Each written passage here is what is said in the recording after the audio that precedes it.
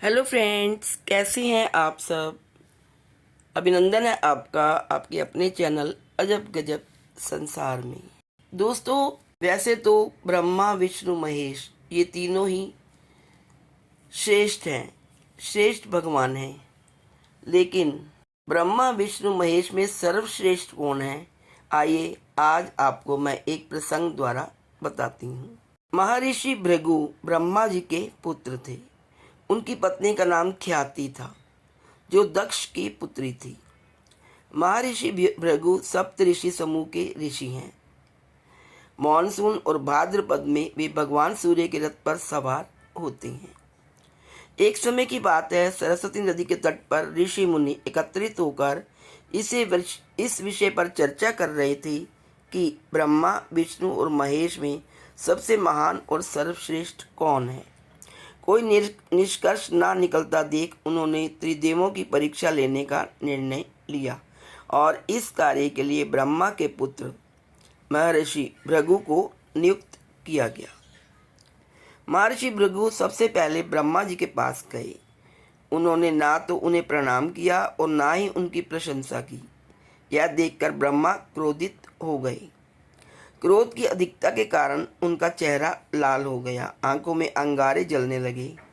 परंतु फिर उन्होंने यह सोचकर कि वह उसका पुत्र है, अपने हृदय में उठे हुए क्रोध के आवेग को दबा लिया। अब महर्षि भृगु वहाँ से कैलाश चले गए। देवादिदेव महादेव ने देखा कि भृगु आ रहे हैं, तो वे प्रसन्नता के मारे अपने आसन से उठे और उनका आलिंगन करने के लिए भुजाएं फैला दी। लेकिन भृगु मुनि ने उनकी परीक्षा लेने से इनकार कर दिया और उनके आलिंगन को अस्वीकार करते हुए कहा, महादेव, तुम सदैव वेद और धर्म की मर्यादा का उल्लंघन करते हो और आप दुष्टों और पापियों को जो वरदान देते हो उससे सृष्टि पर भयंकर संकट आ जाता है, इसलिए मैं तुम्हें कभी गले नहीं लगाऊंगा। उसकी बात सुनकर भगवान शिव क्रोधित हो गए।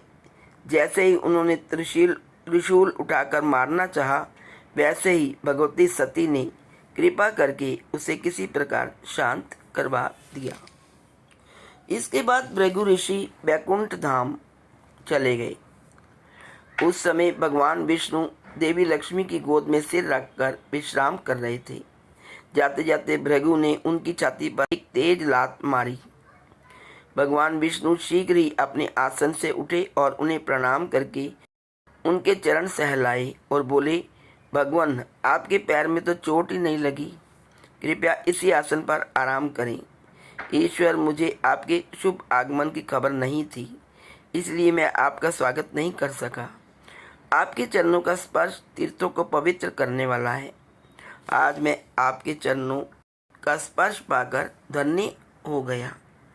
भगवान विष्णु का यह व्यवहार देखकर महर्षि भृगु की आंखों से आंसू बहने लगे। इसके बाद वे ऋषियों के पास लौट आए और यहाँ ब्रह्मा जी, शिव जी तथा श्री विष्णु के सारे अनुभव विस्तार पूर्वक सुनाए। उनके अनुभव सुनकर सभी ऋषि मुनि आश्चर्यचकित रह गए और उनके सभी संदेह दूर हो गए।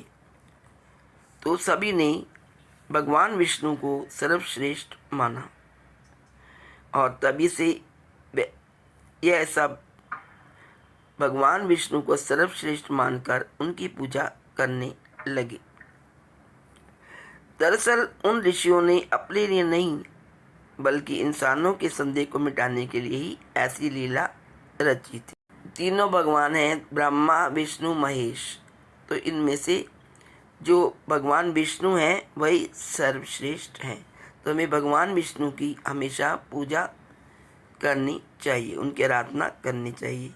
वे सबकी मनोकामनाओं को पूर्ण करते हैं। तो दोस्तों, इस वीडियो में हमने भगवान विष्णु को सर्वश्रेष्ठ भगवान माना।